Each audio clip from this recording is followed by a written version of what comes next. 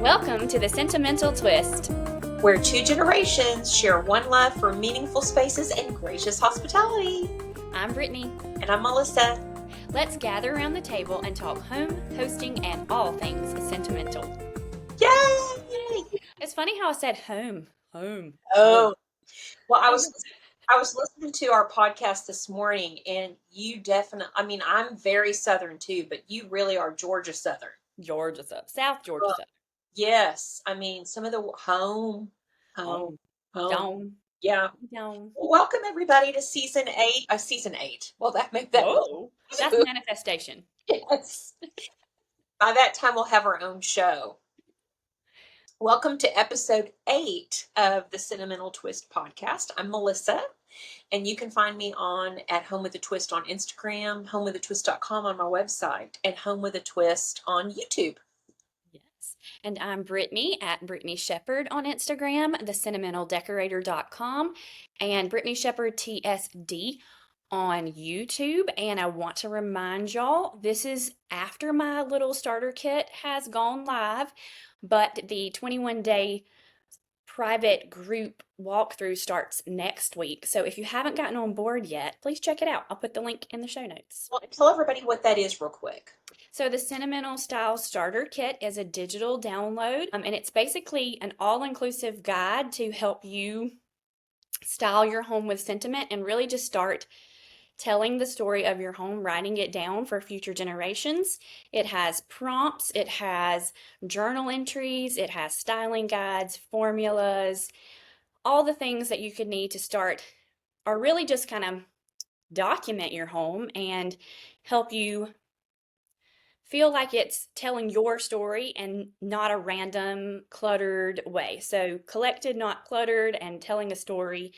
But the most exciting thing about it to me is that the bonus is a private Instagram page that if you join us, you can, for 21 days starting next Monday, the 11th, we're going to walk through the guide together and do some behind the scenes and some lives and some little styling challenges together. So I hope y'all will join us. I love that. And how can they find out about that? I will put the link in the show notes to the kit where you can go. And there's a special discount code. It's $27, but the discount code for podcast listeners is TST10 for $10 off. Love it. Okay. Or they can find out more about it on your website. Yes, my website, my Instagram. I'm talking about it on Instagram. Okay. So, yeah. All right. Okay, so we're going to talk about sentimental decorating in meaningful spaces. Mm-hmm. So, Brittany, you want to start us off? Yeah, we are going to talk about curating shelves that spark joy. And now, styling bookshelves and shelves in general can feel a little intimidating.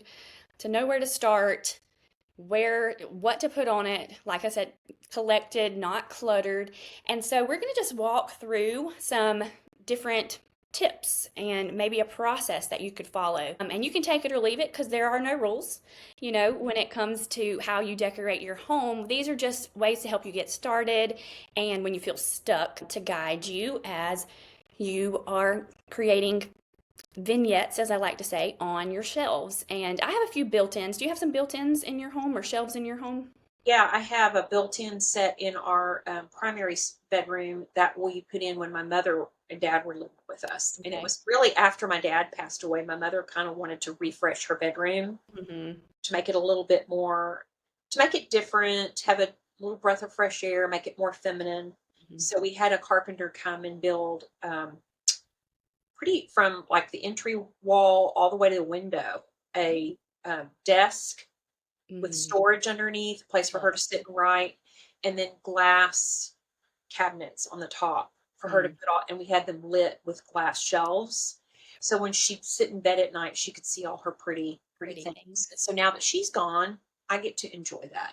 Yeah. But I love built-ins. That's probably one of the best ways to, if you're going to spend the money on your home, is built-ins, and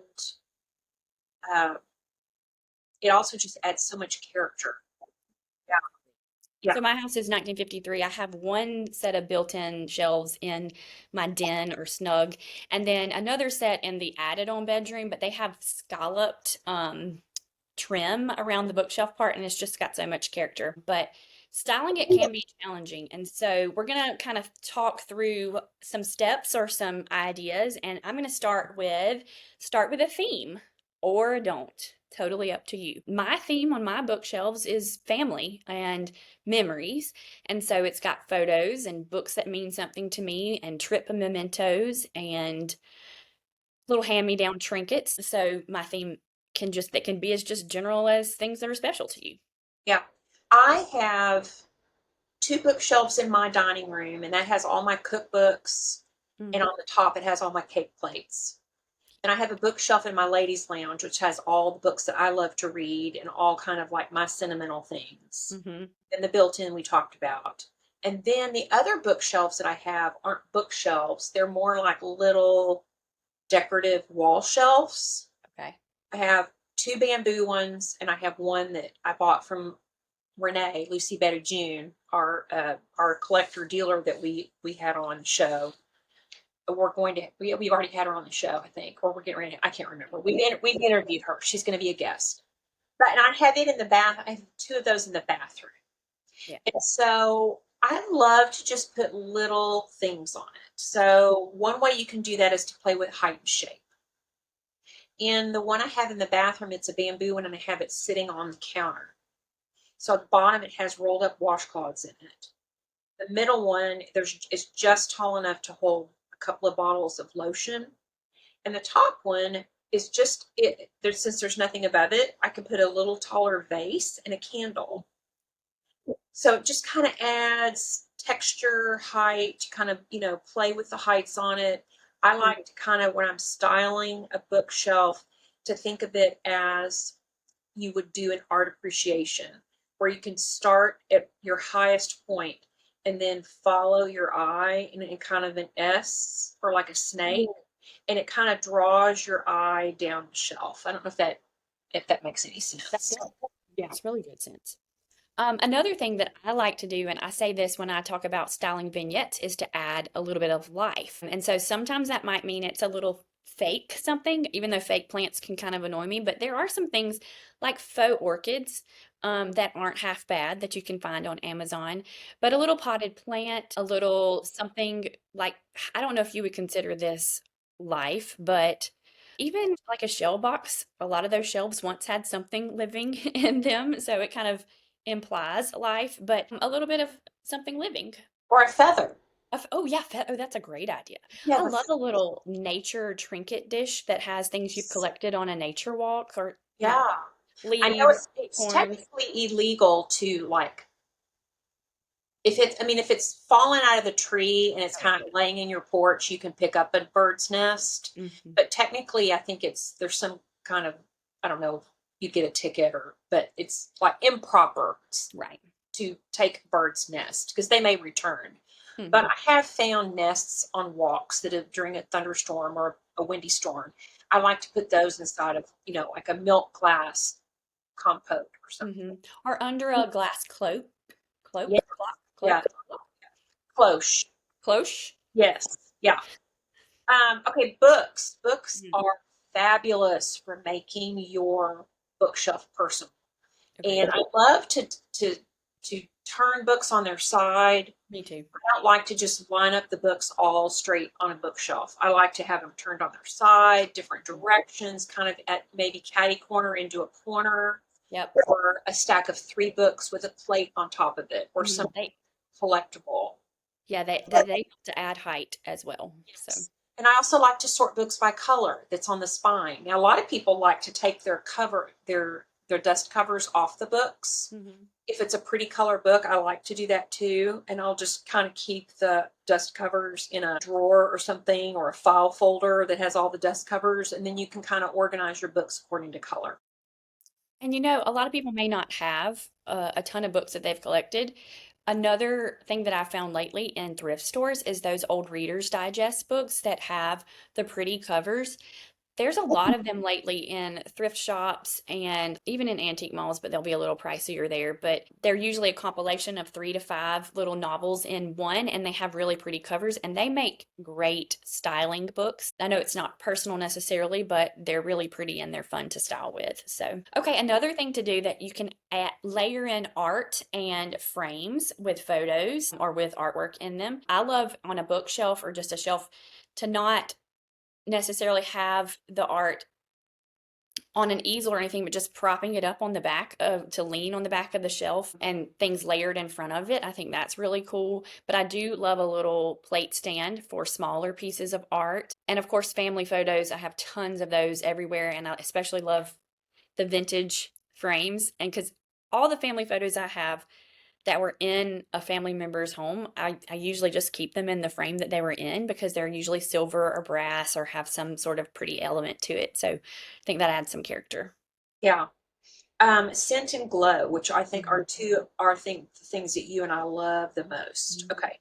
So you've mentioned this in a previous podcast that instead of candles, you have your friend Anna. Was it your friend Anna?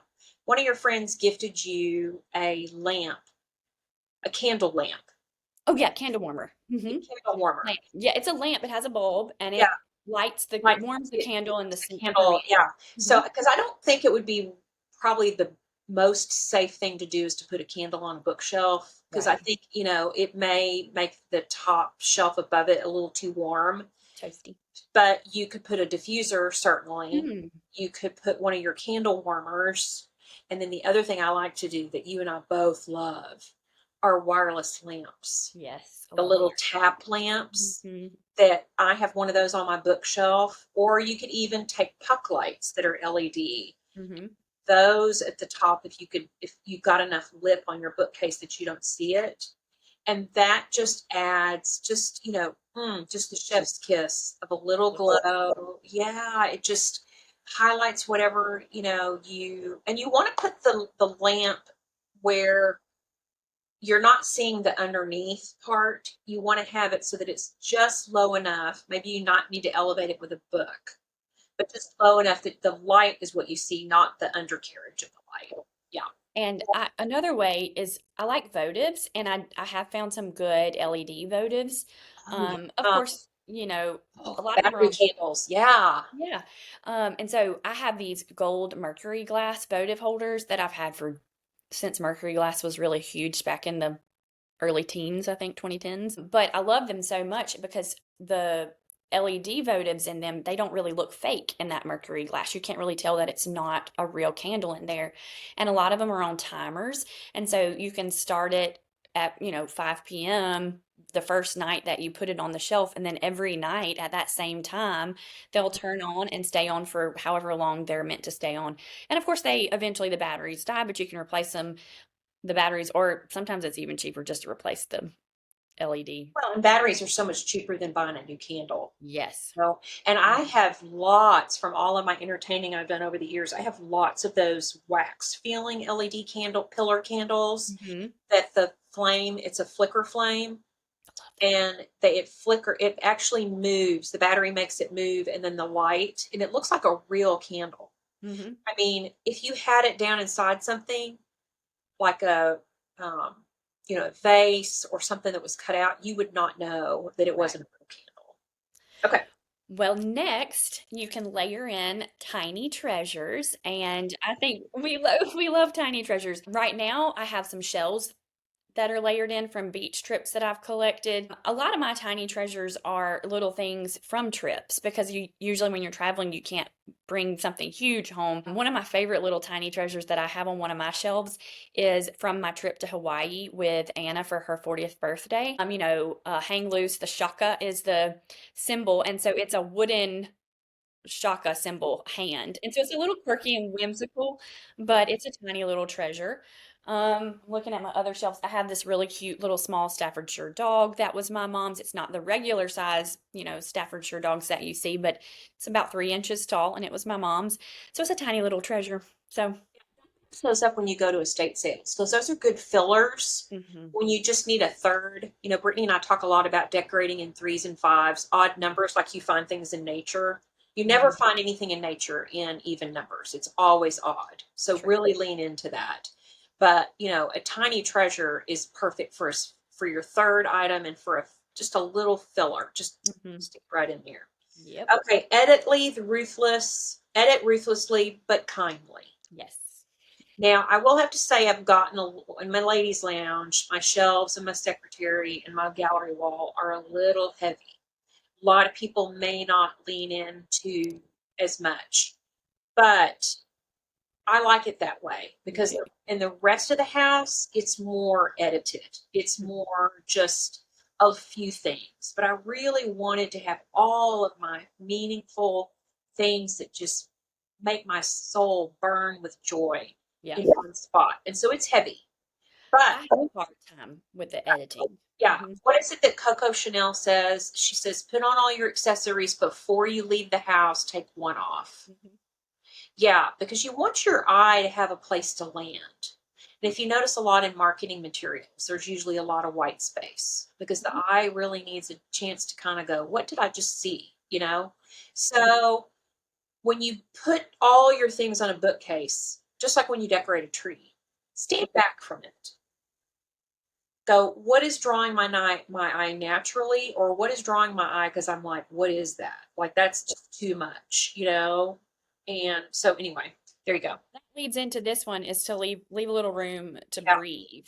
yeah, So like when you're stepping back, you do want to see a little bit of void, like space where there's a bit of a and see, I struggle with this because I'm like you. I want all my sentimental things to be where I can see them. And so I layer in, but then I try to edit and leave a little room to breathe. But that's where I struggle the most with my styling shelves. yeah. Well, take it out and move it somewhere else in the Hmm. house.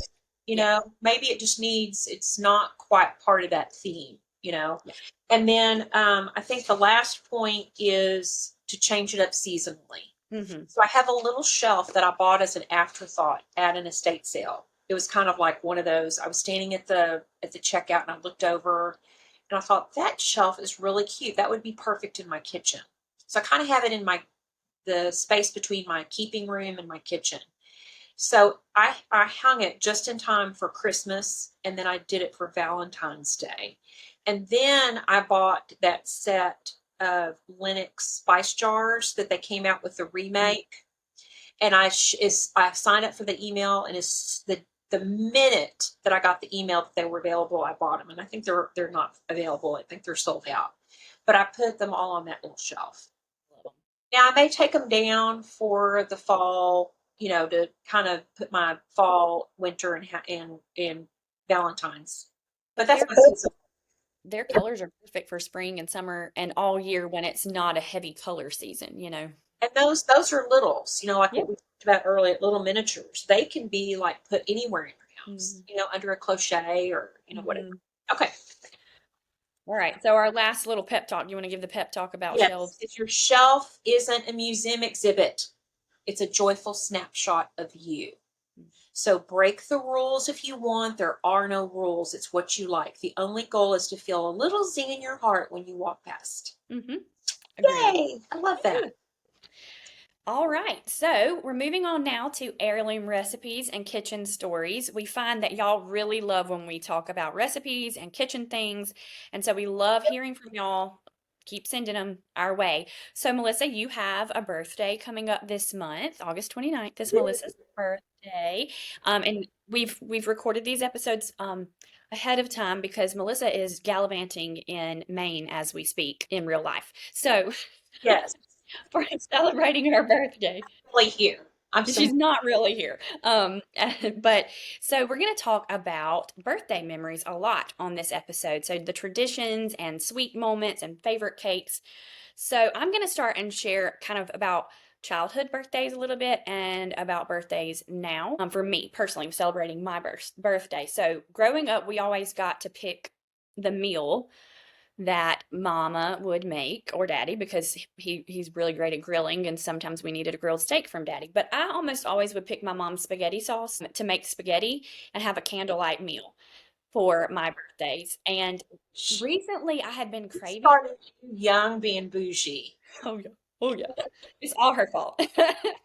No, but recently I was craving that spaghetti and I made it a couple weeks ago and I ate it for 3 or 4 nights in a row and it just gets better with time. Like, leftover soups and sauces and things, they just like your baked beans, they just almost taste better the next time for leftovers because the flavors have had a chance to mesh and meld.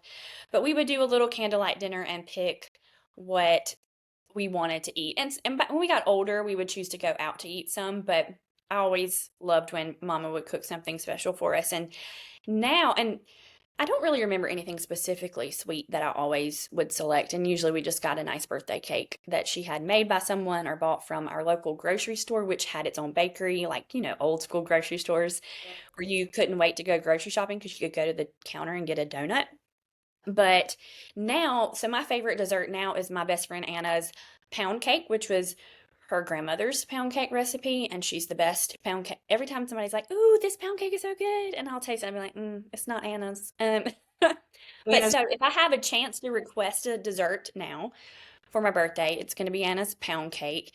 And now we have it's kind of a tradition the last several years with my family around my birthday. We always go to one of the favorite restaurants that's on the Alabama Georgia line. So we kind of meet in the middle, and it's called the Log Cabin. And we've gone to it all of my life. It's been open all of my life that I can remember, but it's so good. And they have grilled quail, and it's delicious. Quail is kind of a dark meat, isn't it? Yeah, Yeah. but it's good. But I'm so glad that you like it. I do like it. But the way they do it is so good. But they also have a really good steak. So a Yeah, lot of times they're sold out of the quail because it goes really fast and it's a sure. small restaurant. But tell us about your birthday memories and traditions. Okay. My mother made, and it's interesting. I wanted to ask you, did you call your mom Mama? Mama, yeah. Mama, that's so sweet. That's what Miss Twist calls me as Mama, but I've always referred to myself as Mommy or Mom, but she Mm, calls me Mama. In my family, each child called my mother a different name. My sister always called her Mama. My brother Jim, who's deceased now, called her Mom, mm-hmm. and I think JR, my brother, and I called her Mother. I Mm-hmm. mean, I know I called her Mother, but I think he called her Mom or Mother. But I know it was all different, and I don't know why I called her Mother. Even up until she died, I called her Mother. But she did not. She was very poor when she grew up, Mm-hmm. and they moved around a lot, so she didn't ever really have a birthday party. So it's really, I think, sweet and says a lot about her that that was something that was really important to her as a mom, that her children had really special birthday parties. So for me, it was always, we would go to this little cake boutique in town called the Cake Boutique, and it was where you went to get your birthday cake. And when you walked in, it just smelled like buttercream. And you could either look through a book and pick out something they had already designed, or you could give them a napkin or a theme. So she would always let me go in and design my own birthday cake, and usually it was always a theme. One year it was everybody got to pile in my parents' motorhome, and we would drive to Spaghetti Warehouse. And the cake had a picture of a motorhome with little girls' faces sticking out the window. Usually always white cake with vanilla frosting. That has always been my favorite. And that's still what I love. If I'm going to get a birthday cake, I usually order it myself so that I know I'm going to get what I want. And I don't think there's anything wrong with that, because otherwise you'll be disappointed. And that's just something that Mr. Twist knows, that I'm in charge of my birthday cake and he doesn't have to worry about that. So, but we also want to add that Brittany and I have both lost our moms. And the first birthday that we didn't have our moms was probably different. I mean, it was different because they weren't here, because our moms were the keeper of everything, and the celebrators, and the ones that were always the first to wish us happy birthday on when they woke up. And so we know that birthdays can be bittersweet, especially for those carrying complicated memories. Maybe your parents are still here, but relationships can be complicated even in good times. Yeah. But we wanted to give some help to our listeners to reframe birthdays as an opportunity to create joy and to create gentle moments for the next generation. So, Brittany, I'll let you start. Okay. So, I have lots of littles in my life. Well, not a lot, three main ones. And so I want to make sure that they feel special on their birthday. So I always call them and FaceTime them early in the morning on their birthdays. But I like to share with them my birthday stories and telling them about how we celebrated and parties that I had and things that they can remember going forward. One of the things my sister-in-law does is she decorates their room doors before they wake up or the night before. And so when they wake up, they come out and they have a decorated door with balloons and streamers, and it's so special.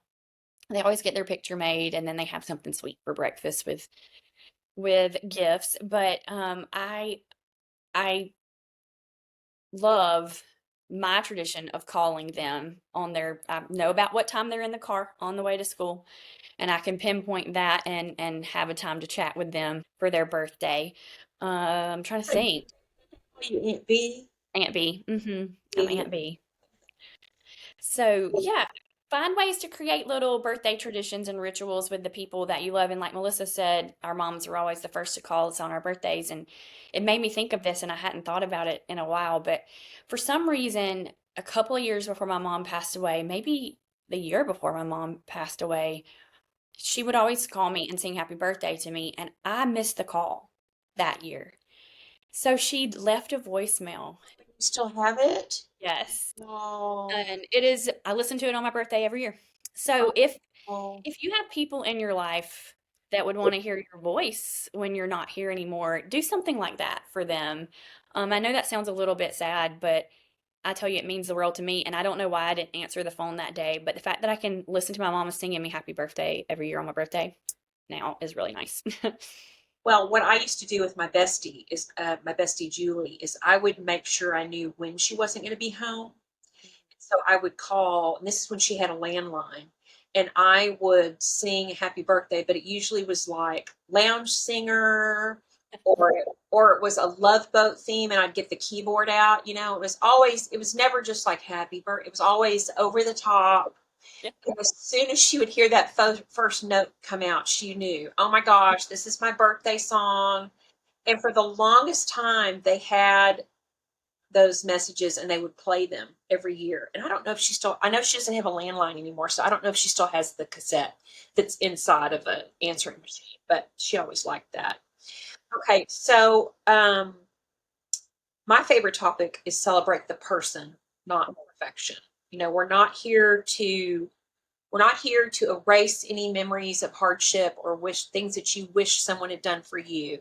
We're here to celebrate the person that's having the birthday. And you don't need a Pinteresty birthday party. Kids don't care about that. They don't know it. Adults don't care about that. But what they do love is intention. Just like you spoke, that one of your favorite ways to celebrate your birthday is that you would order a special meal or you would go to a restaurant. And so the memory of your mom's spaghetti sauce. So one way that you can do that is to ask the person, what meal would you like to have for your birthday? And let's pick a date that you can come over and I'll fix you a dinner, have a handwritten card. It's not about taking the picture and posting it on Instagram and having it be perfect. It's about making the person feel special. Yeah, and create like rituals and traditions. I know I talked about the birthday base that Anna and I share back and forth, but you can do this with anybody in your life. Find a ritual, find a tradition that makes them feel special. Maybe it's breakfast in bed, maybe it's going on a walk together. I think, don't you donate blood every year, Melissa, as Yeah. a birthday tradition or a tradition that you do? And another fun thing is to conduct birthday interviews. And I think it would be really fun if kids conduct interviews for the adults in their lives and vice versa. So keep track of the answers and how they change every year. So the little small things that you do and traditions are going to be the things that those people remember and look back on. It's not going to be the grand gestures, really. It's going to be the little special things you do together. So Because the whole point of what we're talking about here is to create memories so that our children, I'm sure Brittany says the same thing I have thought is that I would watch my mother do something or I would think I need to ask my mother this. And I thought, well, I'll just ask her later. Well, later doesn't come. mhm. They're gone. And the whole intention of this segment is not to be morose and depressing. It's to make you go, I need to be more intentional about making time for the person that's here now and preserving those memories for my children or for my nieces or for my nephews so that, someday when I'm not here, they'll have that. So we want you to honor the bittersweet. Both of us, as we said, we've lost our mothers, and those firsts are hard. That first year you lose your mother. My sister did a really, really sweet thing that you can do for a friend that's lost a mom. Is that my mom used to I always wanted, as I got older and I didn't want themey cakes, I loved pink roses on my cake. And like big pink roses, so I get that corner piece with all the icing. So the first August I had my birthday. My mother died in May. My sister made sure to have a cake made that had pink roses on it, and she surprised me with that. So a way to honor people that aren't with us anymore is to maybe light a candle. Healing can happen even in joyful moments. So we have a special gift for our listeners that will be available on my website, homewithatwist.com, in my digital store. It's a birthday joy guide, ways to celebrate the next generation with heart. And we're creating it to make it feel like a warm hug with practical, fun, gentle ideas and prompts. And it'll also include a worksheet for prompts for children to interview the person that's celebrating their birthday, and it's available for free. So you just go to homewithatwist.com. We'll link it below in the show notes. It's in my digital store, and all you have to do is go through the checkout process. It'll obviously be free, and then watch for an email that will come through with a link, and you can download it to the computer and save it. So it's a birthday joy guide. It'd be very fun to have on hand just for ideas, Absolutely. Yeah. Yeah. Okay. Right.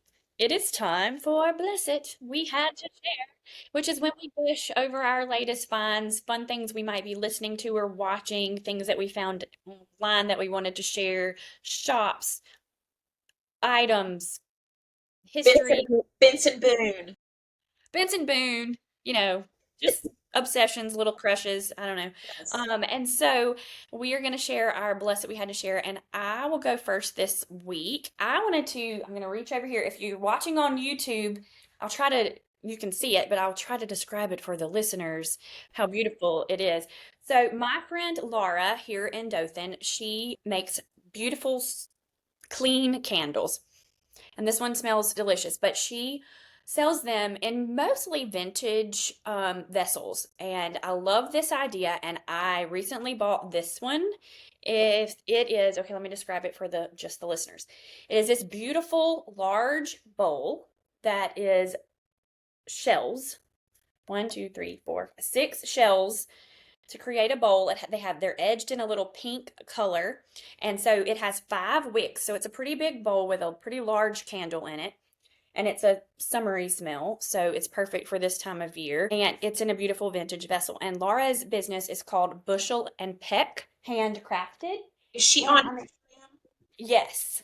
Follow. And I'll tag her in the show notes. We hope in a couple weeks that she will be coming on to talk about nostalgia through scent and memories through scent, and also to share with y'all a fun collaboration that she and I are working on. Yes, I had to make sure my grammar was correct. But I've been collecting some vintage vessels, and we're going to create a candle and share that together through her business, Bushel and Peck Handcrafted.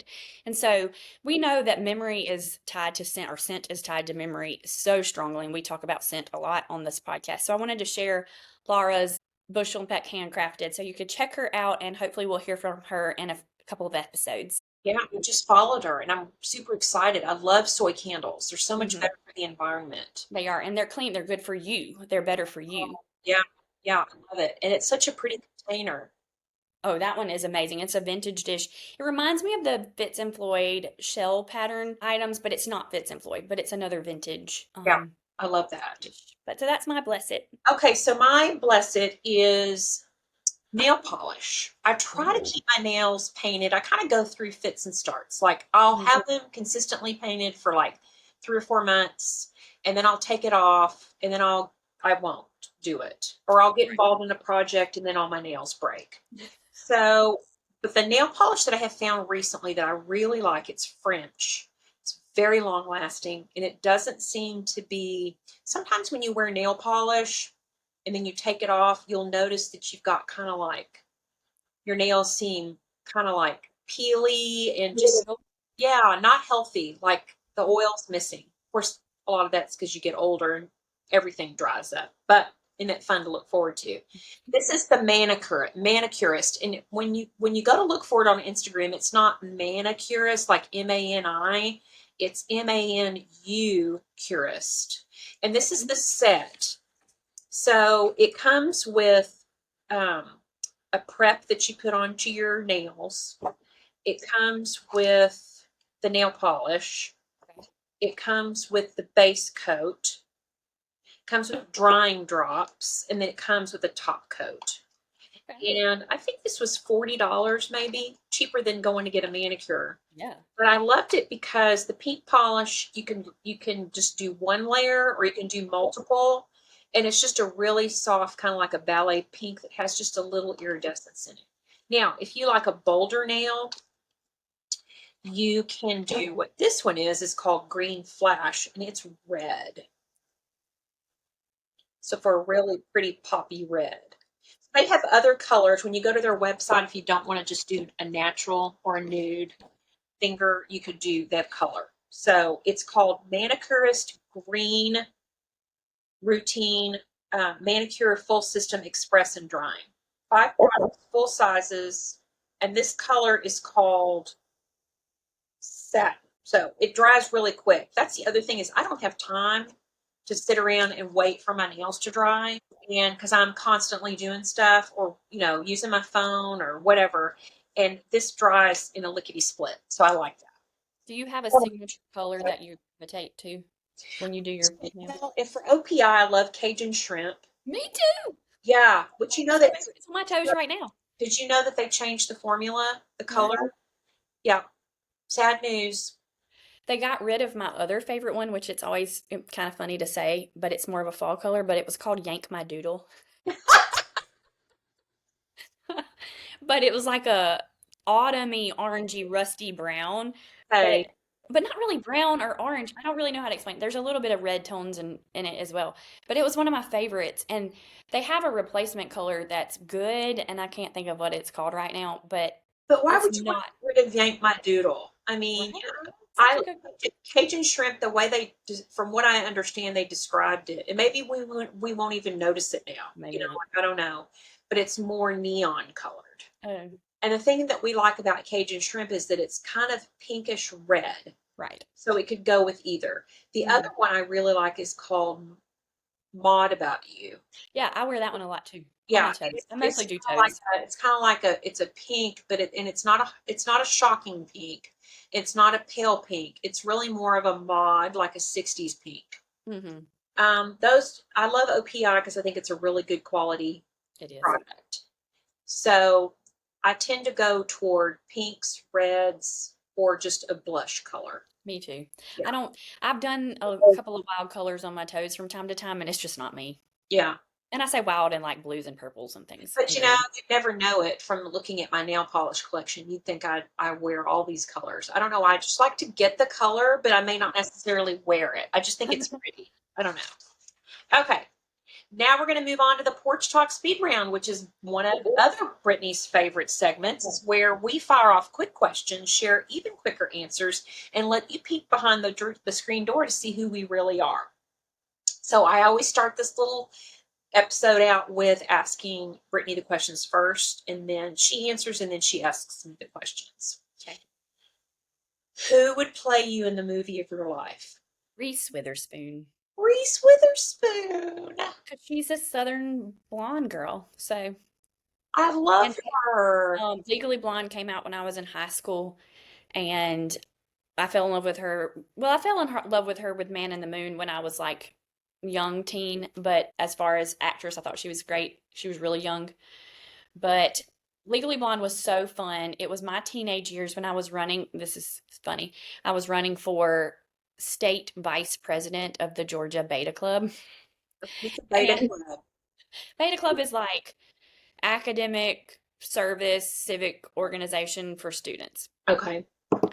My theme was Legally Blonde. I was much blonder when I was younger, and I also got highlights.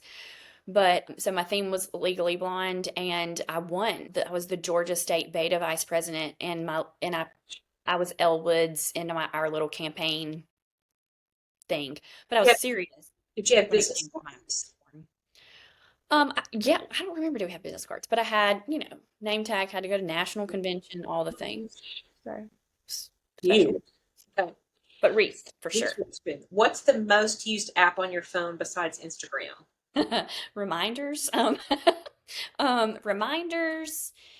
That's the only reason I really have an Apple Watch is so that my reminders come to my wrist and I don't forget things. But other than that, my phone, my photos and camera, Now that um, doesn't count. That it no, doesn't count. no photos. That's just daily. Yeah, we're talking about an app that you had to install because that came Oh, with that your phone. that I had to install besides I know. Insta. I know what you'd say because you said you use it all the time. We've talked about it before. Oh, High Notes. Yeah.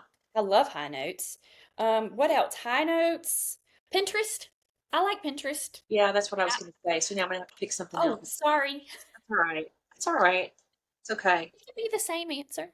It could be. But Reminders, even though I had to install it, is really the most used app on my phone, and Notes, and that also came on my phone. So, Okay. All right. What's your favorite way to spend a rainy afternoon? I love a rainy I afternoon. love rainy afternoons. I love a rainy night. Sorry. But a rainy afternoon is my favorite excuse to not go anywhere and not feel bad about it. And if I have to be out and about on a rainy afternoon, I'm bitter about it. But Okay. Well, why do they say you have to go to baby showers on Sunday afternoons at 2 o'clock? Whoever invented that, I will hate you. I won't go because 2 o'clock on a Sunday afternoon, if it's raining, I'm all of a sudden going to get Ebola, and I yeah. cannot come to your party. Well, for me at home, okay, so I have a sunroom, but it's north facing, so it's not super sunny. Mhm. But the rain, I'll open the door, the sliding doors, and hearing the rain. I've got a good fan down there. I'll snuggle up with the pups. I might read. I might nap in the sunroom on a rainy afternoon. And I also find that I'm pretty creative on rainy afternoons, and so I might be doing something creative, and that might be styling the coffee table or playing with something that I wanted to decorate or um, whipping up a recipe that I've been wanting to cook. Especially, I don't bake much, but something about that where it's like an excuse to not have to do anything you plan to do Yeah. gets me motivated to try new baking recipes. But yeah, I love a rainy afternoon, and it's my favorite. It's my bliss. Is your Hmm. side porch screened in? No, it's just glass sliding doors. Okay. It's all one wall is all glass, and there's two skylights. But So does it have heat and cool? it does not. I do have a fan in there, and it stays pretty temperature regulated, except for when it's just really hot. It can get really hot in there. What about in the winter? The winter, it's not too bad because three sides of it, well, two and a half sides of it is on the house side that's heated. So it stays pretty ambiently warm. And it's where I put all my plants during the winter if we have threats of freeze or frost. And so they're pretty safe in there. I need to replace the screen doors or not the screen doors, the glass doors. And I want to add like pull down retractable screens so that I can make it sort of screened if I wanted to leave the doors open. And then I would like to add a window unit to cool it off a little bit if I could. I think, or a mini split but Yeah. that'll be down the line. It's not too bad. And I spend, even in the summer months like now, I spend my morning because I get up so early, it's still pretty decently cool outside, but um I'll be out there from about 5 to 6:30 in the morning before getting ready for work. So, Cool. Okay. yeah, your turn. All right. Who would play you in a movie of your life? Melissa McCarthy. Oh, Because she is hilarious yes. and I'm funny and Uh-huh. she's quick-witted and she can play any character, Yeah. I mean I've been so many characters in my life. And your hair color's the same. Yeah. You both have the dimples. Yeah. She is. I've kind of written a screenplay for a comedy about a woman who's a professional organizer, and she hires her friends to help her, and they all are terrible at it, but they're all kind of like Designing Women meets Hot in Cleveland. And so it would be people like Melissa McCarthy. It would be Allison Janney. You know who that is? I love her. Who else? Valerie Bertinelli might be in it. Um, Leanne Morgan. oh, Leah. She's getting ready to have a Netflix show come out Yeah. July 31st, I think. I cannot wait to I've watch seen a it. couple of the I trailers. I went to see Leanne Morgan probably about 10 years ago before she got big. It was at the Hyena Club in Dallas.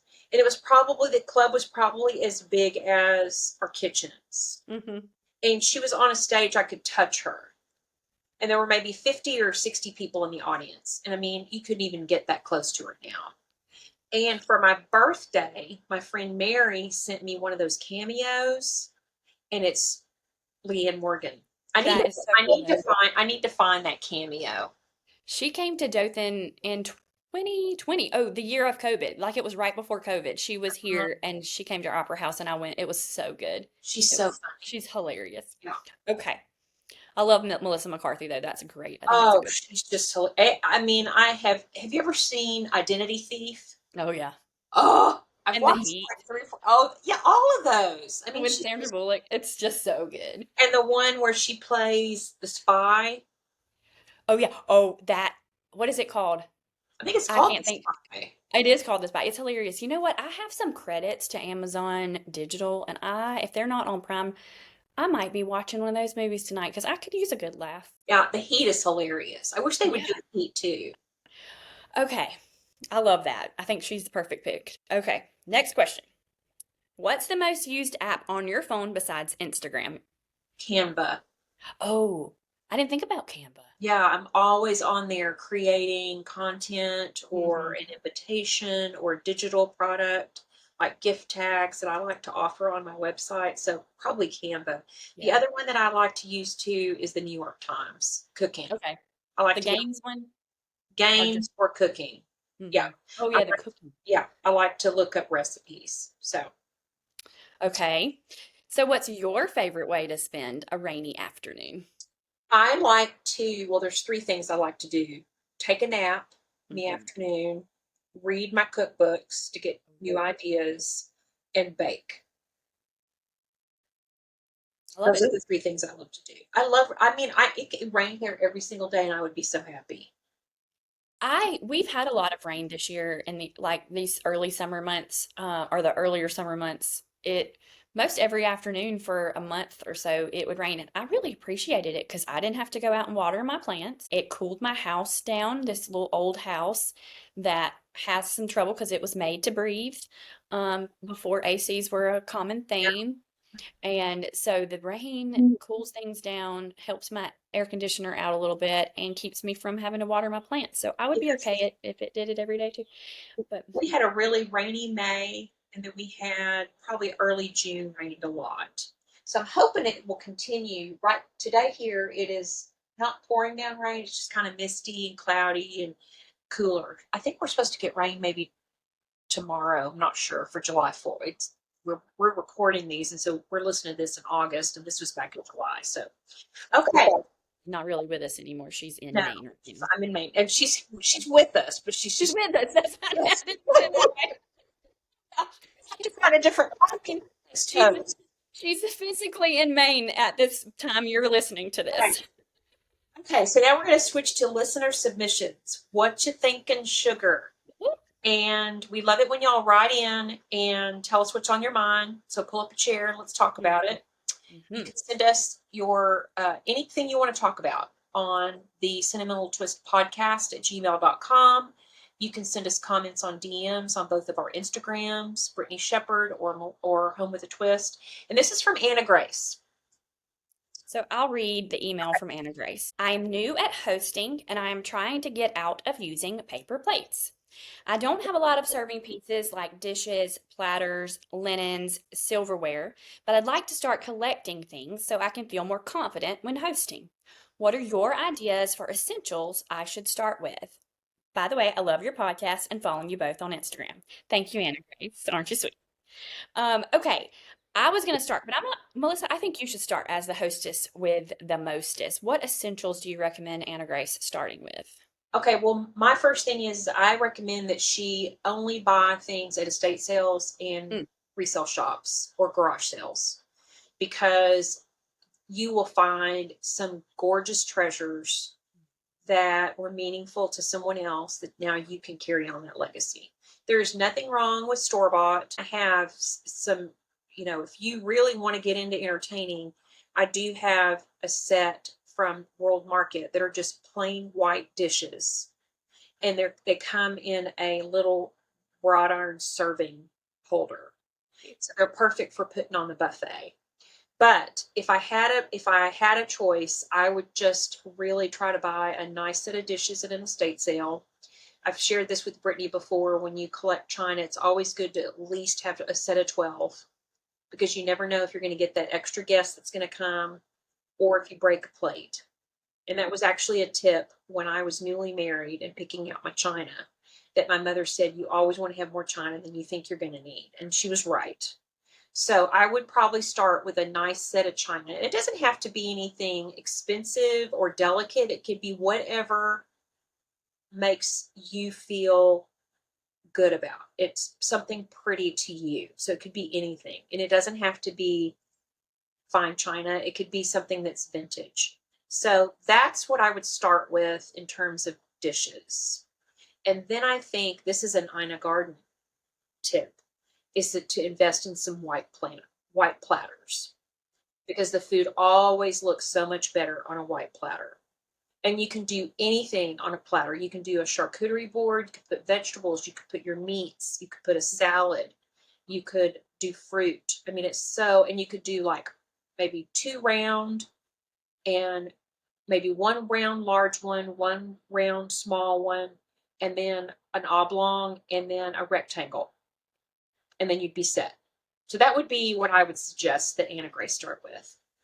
And mine is very, very similar. I was going to say you can never go wrong with basic white dishes and you can thrift them because I find that there's a lot of false craft, the white, plain white patterns, some Mikasa plain white patterns. I find a lot of those in the thrift stores around here. I don't know where you're located, but thrift stores, there's usually sets of white dishes. You're almost always going to find a set of white dishes, and you can never go wrong with white because you can use your linens, your cloth things to bring in the color. And you can also find glassware in the thrift store. Glass is something that the glass shelves at thrift stores are usually stocked chock full of stuff because I don't know what it is, but plain glass gets donated a lot.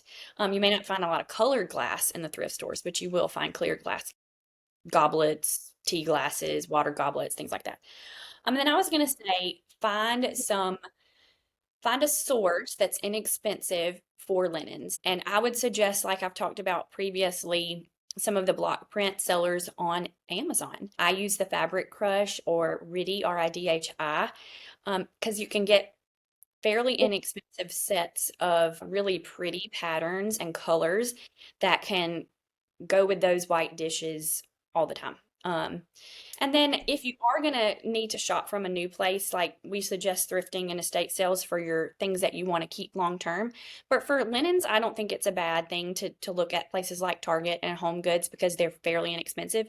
And because they're cloth and reusable, it's not something that you'll feel bad about purchasing because you'll be able to use it over and over again. And several of my cloth napkin sets are from places like Amazon, Home Goods, and I forgot what I said earlier, but I'd gotten from Pier 1 and I'm sad because I missed the real Pier 1.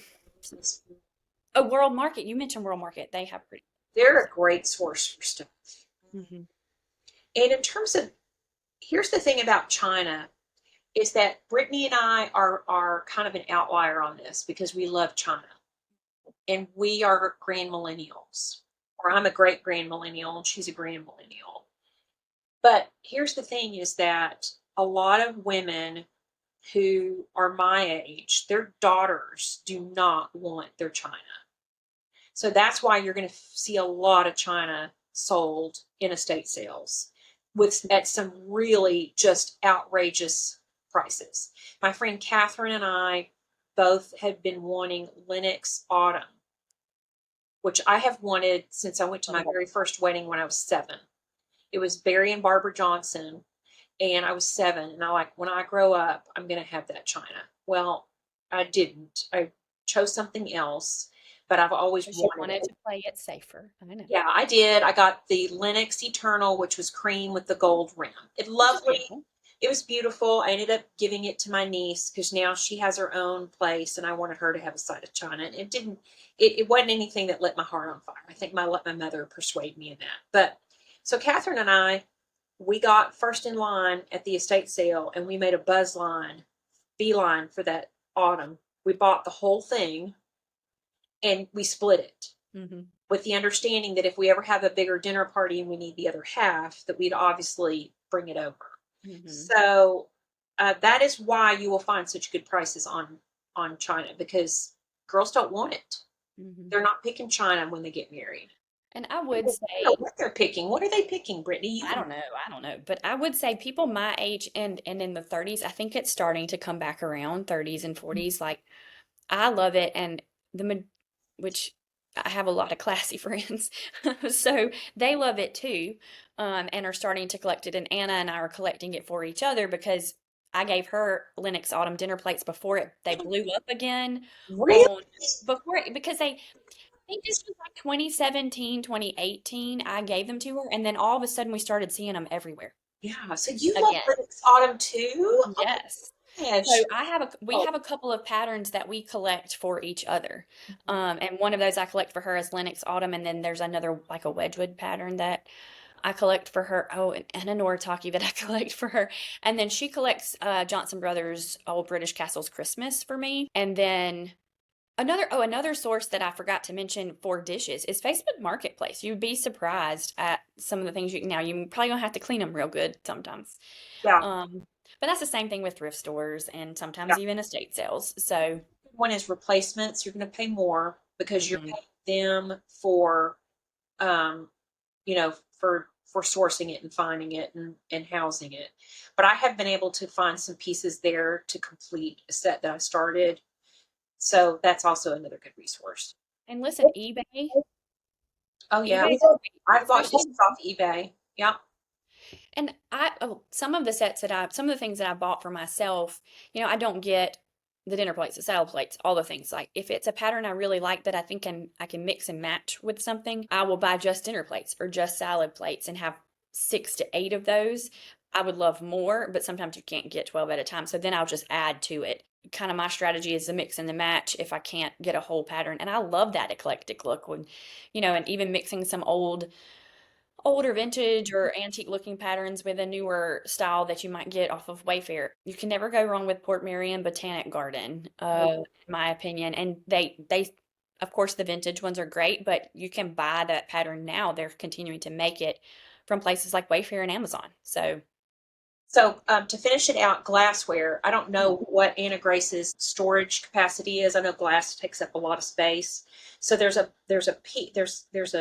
style of glass that I really like that I think is multi-purpose, and that's the highball or lowball glass, which I'm showing you on Instagram. It would be like the size of a lowball, like I don't know, 8 ounces. Yes, just like that. this is an old fashioned. Old fashioned, that's what I mean. Old fashioned. So what I would do, and that's a highball. That's a Highball. highball. So an old fashioned, what I like about it is it could be a cocktail. You could put a margarita in there. You could put, some kind of punch. It could be a great water glass, and you can even drink wine out of it. And Yeah. if you just got clear or maybe a color like a real pretty cobalt blue or emerald green or hot pink or whatever you could find of an old fashioned, that doesn't take up a lot of space and it looks pretty on a table and it's just simple and elegant. So Yeah. that would be what I would suggest. Agreed. Okay. All right, so we're going to close out the show, right? Yeah. This week, it's my turn to share a toast to sentiment.